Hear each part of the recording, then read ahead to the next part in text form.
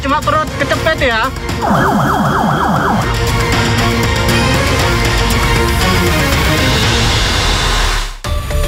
Nah, sabar ya. Oke. Yuk, salawatan yuk. Semangat ya. Kita usaha ya. Dalam video yang direkam oleh salah seorang petugas penyelamat, dua orang santri yang masih terjepit di antara runtuhan bangunan bernama Yusuf dan Haikal. Oke, tahan ya Yusuf ya. Haikal.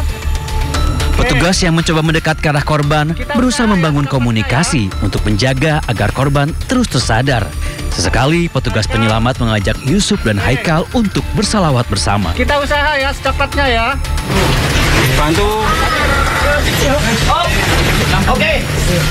Tak berselang lama, upaya penyelamatan santri atas nama Yusuf berhasil dilakukan. Yusuf berhasil keluar dari dalam reruntuhan bangunan musola Pondok Pesantren Al-Khozini dalam kondisi lemah. Yusuf merangkak keluar dibantu oleh petugas penyelamat.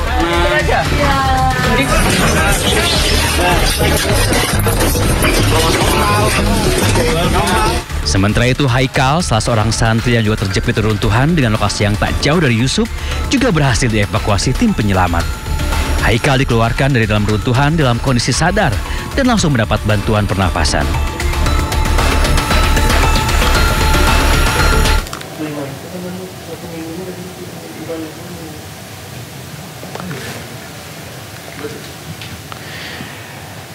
Ya pemirsa, kita saksikan bersama di layar televisi.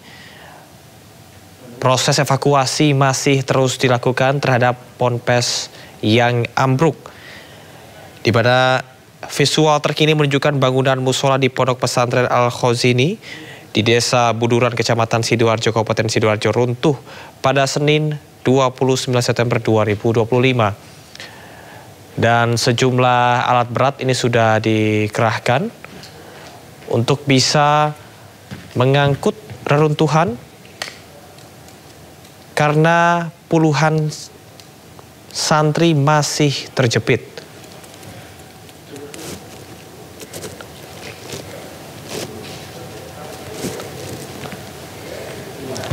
Sampai dengan saat ini tim SAR masih terus berusaha untuk mengevakuasi korban, di mana diketahui masih ada puluhan santri yang terjepit.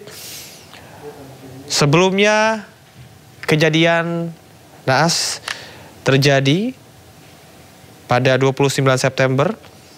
Atap atau bagian atas bangunan dikabarkan tengah dalam proses renovasi atau pengecoran di lantai 4 saat kejadian berlangsung, dan diduga pondasi tidak kuat untuk menahan beban tambahan tersebut. Lapisan beton yang Anda lihat saat ini merupakan ambruk dari lantai 4, sehingga ruang antara bagian beton ini sangat minim dan menyulitkan proses evakuasi.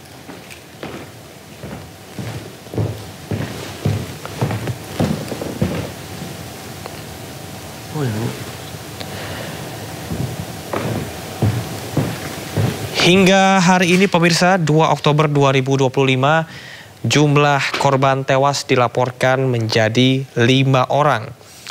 Identifikasi jenazah sudah dilakukan untuk 4 dari 5 korban yang sudah diserahkan ke keluarga.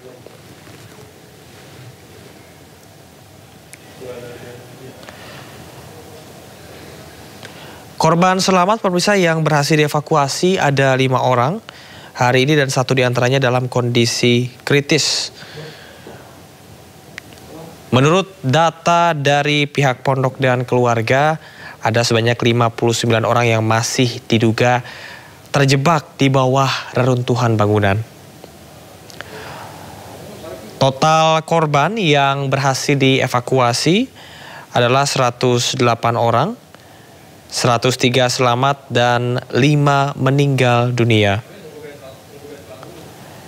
Dalam proses evakuasi, tim SAR gabungan ini menggunakan teknik pembukaan akses secara perlahan, memasukkan udara dan melakukan evakuasi manual agar tidak memicu reruntuhan yang lebih lanjut. Beberapa korban pemirsa, sebuah keajaiban masih merespon dari dalam reruntuhan Namun kondisi yang semakin kritis karena tekanan dan juga posisi tubuh yang semakin tertindih beton.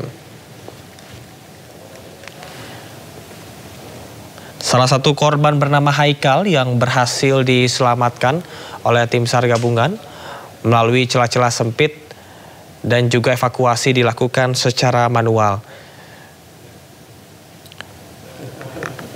Berdasarkan informasi yang kami himpun, diduga ada sejumlah penyebab utama dari kegagalan struktur pondasi yang tidak kuat untuk menahan beban di lantai atas tambahan yang sedang dilakukan renovasi, sehingga terjadinya robohnya musola di pondok pesantren ini. Situasi di posko antemortem yang menjadi salah satu titik informasi dan juga identifikasi korban, ini juga pihak petugas bisa dilihat masih terus berkoordinasi. Kerjasama sejumlah stakeholder juga dimaksimalkan untuk bisa mengevakuasi para korban.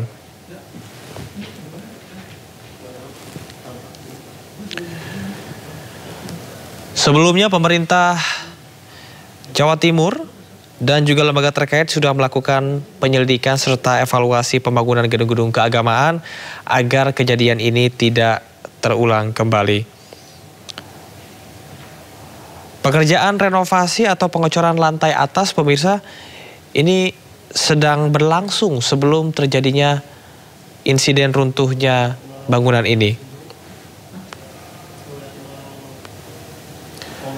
Proses evakuasi yang cukup memakan waktu dan pihak dari tim SAR Basarnas juga sudah mengumumkan bahwa selama 24 jam akan terus melakukan proses evakuasi, terutama pada titik-titik merah atau yang masih bisa memberikan respon. Artinya berfokus kepada titik-titik di mana korban yang tertekan atau juga terjebak di reruntuhan ini masih hidup. Dalam satu operasi, pemirsa, di layar televisi yang Anda lihat, petugas harus merayap dalam posisi tengkurap selama berjam-jam untuk mencapai korban yang terjebak. Karena diketahui diameter galian ini hanya sekitar 60 sampai dengan 80 cm.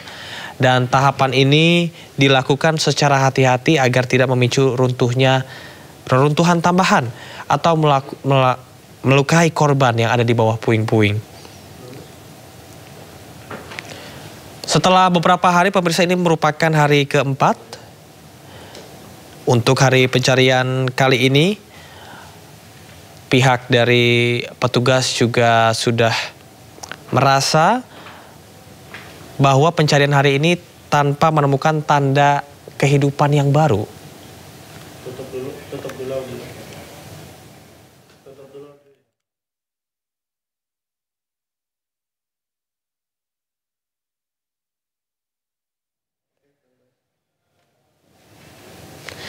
Dan pemirsa, kita akan menyapa Hari Tambayong di posko antemortem untuk melihat situasi dan kondisi di sana. Hari, bisa Anda jelaskan bagaimana situasi di sana? Apakah sudah ada jenazah yang teridentifikasi atau korban selamat justru? Baik, terima kasih. Di posko antemortem di Polda Jawa Timur saat ini masih mengumpulkan data di mana tadi tes DNA sudah dilakukan. Dan tes DNA ini untuk 2 orang, yaitu orang tua korban dan keluarga dekat korban. Ini sudah dilakukan, tinggal mendata saja untuk antemortemnya. Dan ini sudah dilakukan, kita menunggu nantinya jika proses evakuasi sudah dilakukan, akan dicocokkan dengan tim antemortem, karena tadi sudah dilakukan tes DNA dan beberapa yang lainnya sudah dikumpulkan, termasuk untuk orang tua dan keluarga dekat seperti kakak dan adik korban jika ada. Itu dan ada 2 orang sehingga sekitar tadi 59 orang. Kalau dua orang berarti 2 kali lipatnya Dan tadi beberapa yang juga tidak melakukan tes DNA, tim juga masih menunggu keluarga mereka yang belum tes DNA untuk melakukan tes DNA di pos antemortem yang sudah digelar di sekitar lokasi kejadian robohnya bangunan pondok pesantren Al-Husaini. Dan saat ini juga proses masih dilakukan untuk mencari data yang tadi sudah dilakukan tes DNA. Begitu, Amar.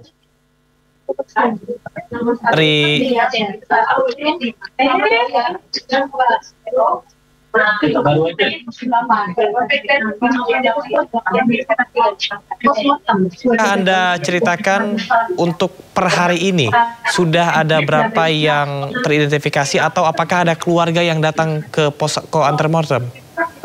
Ya, hingga saat ini tadi sudah dilakukan tes DNA. Ada beberapa yang memang belum melakukan tes DNA. Ada 59 yang seharusnya dilakukan tes DNA. Dan 59 ini 2 orang dari 108, di mana 108 ini terdiri dari orang tua dan saudara kandung dari korban jika nanti ditemukan untuk mencocokkan hasil BSD-nya agar mengetahui apakah itu yang ditemukan adalah keluarga dari mereka korban yang sudah dievakuasi. Sebenarnya belum ada datang lagi keluarga atau orang tua korban untuk melakukan tes DNA. Jadi dari 59 kurang sekitar 3-4 orang yang belum tes DNA untuk dikumpulkan dan cocokkan jika nanti proses evakuasi menemukan jenazah korban di puing-puing reruntuhan dan saat ini masih dilakukan evakuasi. Begitu kan? Ya, Hari melihat posko antemortem saat ini terbilang cukup ramai aktivitasnya. Apakah ada layanan lain seperti trauma healing atau pendampingan psikologis bagi keluarga? Di pos antemortem ini hanya pos antemortem dari Polda Jawa Timur saja, sementara untuk trauma healing di sekitar posko yang ada di kawasan dapur umum dan sekitarnya di tempat Pram nanti melaporkan di sekitar itu kamar. Dan saat ini hanya pos antemortem saja yang saat ini berada di sekitar 100 meter dari lokasi kejadian robohnya bangunan Pondok Al-Husaini. Itu kan. Baik, Hari, apakah ada cara atau langkah khusus yang dilakukan oleh pihak kepolisian, kemudian juga tim DVI dan juga rumah sakit agar proses identifikasi ini lebih cepat? Ya, selain tes DNA juga nanti ada sidik jari ya, sidik jari mereka. Kemudian tadi yang dikatakan oleh Kabidokes Polda Jawa Timur, Kombes Pol Busnan mengatakan bahwa bukan saja tes DNA saja, tapi seperti sidik jari dan juga rambut mungkin bisa dicocokkan dengan korban karena hanya keluarga dekat saja yang nanti akan cocok dengan korban jika nanti ditemukan. Begitu, selamat. Baik, Hari, bisa Anda jelaskan ini merupakan hari keempat, bagaimana kondisi rata-rata mayoritas dari jenazah yang ditemukan? Seperti kemarin saya sudah berada di rumah sakit, luar rumah sakit, bahwa sebagian dari yang hidup yang diselamatkan adalah terkena benturan atau tertimpa material rata-rata itu, ada yang patah tulang, kemudian otot yang atau kepala yang kena benturan benda tumpul seperti bangunan yang ambruk begitu. Dan sementara untuk jenazah sampai saat ini masih belum ditemukan karena proses evakuasi masih berlangsung begitu, kawan. Baik, Hari, ini mungkin masyarakat awam bertanya apa yang akan dilakukan setelah data antemortem dikumpulkan dari keluarga korban. Mungkin bisa Anda ceritakan kembali. Betul, untuk tes antemortem ini adalah mengumpulkan data DNA dalam mencocokkan jika nanti ada korban yang ditemukan disinkronkan dengan keluarga yang sudah tes DNA, dan ini akan silakan kita cocokkan. Jadi itu adalah keluarga mereka. Dan saat ini prosesnya juga sudah dikumpulkan data-datanya oleh tim antemortem di Polda Jawa Timur. Dan ini tinggal menunggu proses evakuasi jika nanti tim Basarnas menemukan bagian tubuh ataupun korban yang ditemukan saat usaha evakuasi yang dilakukan oleh tim Basarnas. Gitu. Baik, Hari, apakah ada tenggat waktu khusus yang diberikan atau ditetapkan oleh petugas dalam pencarian atau identifikasi korban? Untuk identifikasi korban sendiri, mungkin dan juga masih menunggu. Kapanpun ditemukan akan dicocokkan dengan data yang sudah diterima oleh pos antemortem yang sudah dilakukan tadi. Selain mengambil sampel darah, kemudian bagian tubuh, rambut juga begitu, ini sudah dilakukan oleh tim antemortem Polda Jawa Timur. Dan contohnya ada air liur yang diambil dari keluarga yang sudah dilakukan oleh tim antemortem Polda Jawa Timur ini. Dan saat ini beberapa dari mereka juga masih terus mendata dan menunggu. Ada beberapa yang belum melakukan tes DNA di posko antemortem ini. Ada sekitar 3-4 orang yang belum mendaftarkan karena tercatat harusnya 59 ini terdiri dari orang tua dan keluarga dekat jika nanti ditemukan korban. Begitu. Baik, sudah ada puluhan korban yang berhasil diidentifikasi, tapi sejauh ini apakah Anda melihat ada keluarga yang kesulitan untuk memberikan data karena korban tidak punya catatan rekam medis atau identitas lengkap? Untuk korban, untuk keluarga jika ingin mengetahui ataupun data-data di pos pengaduan atau pos informasi di tempat sekitar 200 meter dari lokasi dan itu adalah berdekatan dengan posko BPBD.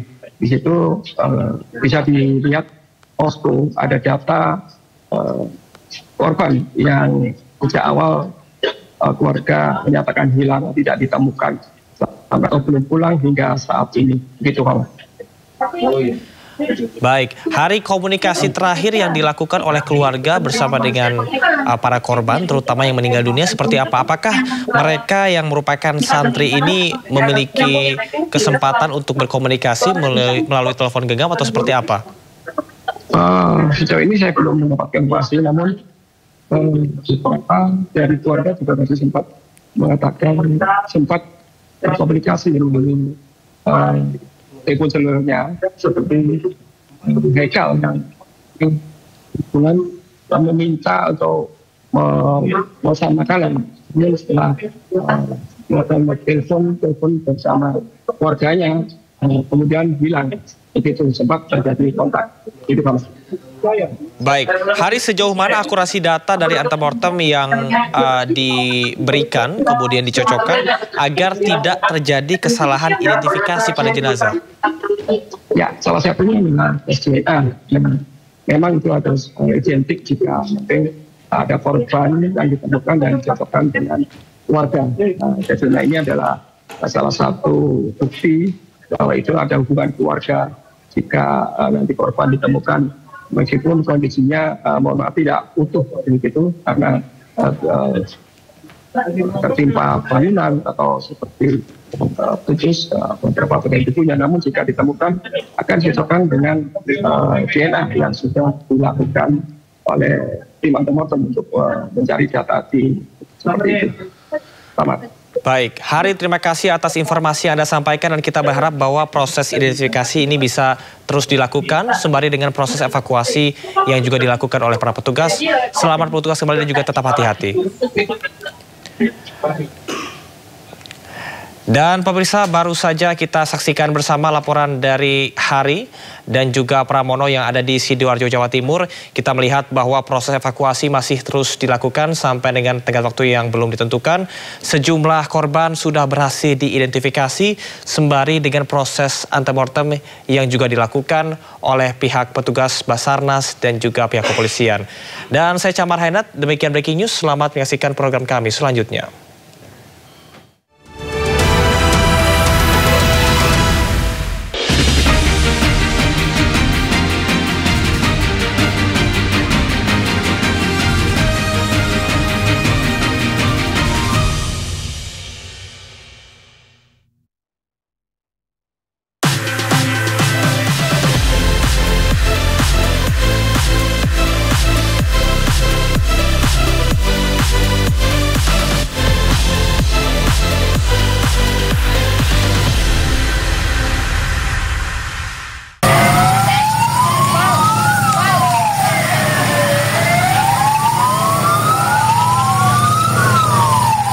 Api melalap rumah dan barak kosong 4 pintu di Jalan Hiu Putih 1, Palangkaraya, Kalimantan Tengah, Selasa malam. Api cepat menjalar karena 2 bangunan tersebut terbuat dari bahan kayu dan jaraknya berdekatan. Tim gabungan dari Dinas Pemadam Kebakaran Kota Palangkaraya dibantu Damkar BPBD, Dinas Kehutanan dan relawan langsung berjibaku memadamkan api. Namun, upaya pemadaman sempat terkendala oleh terbatasnya sumber air di sekitar lokasi kejadian. Tim damkar terpaksa mendatangkan sejumlah mobil tangki air untuk menjinakkan kobaran api. Setelah setengah jam kemudian, api akhirnya berhasil dipadamkan petugas.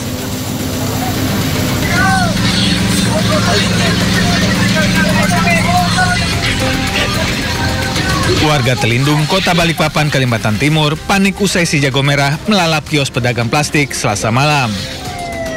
Material plastik yang mudah terbakar membuat api cepat merambat ke bangunan lainnya. Sebanyak 4 kios milik warga dan 1 kios tak berpenghuni terbakar tak bersisa.